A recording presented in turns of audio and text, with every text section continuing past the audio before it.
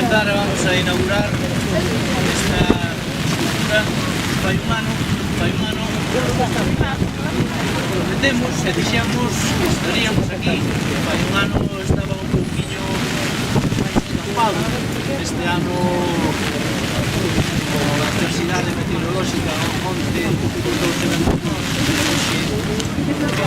e non é porque Ramón estea a chorar, pode estar chorando de alegría está os seus vecinos, os seus veciños, os seus amigos están con el e el merece estar onde sempre quixo estar, con esas dúas ventanas mirando o seu mar querido, aquel mar que el dicía que era o mar.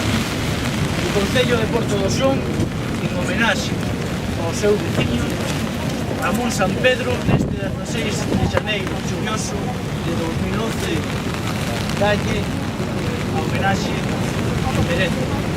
Eu pido vos un forte aplauso para él e para todos nós.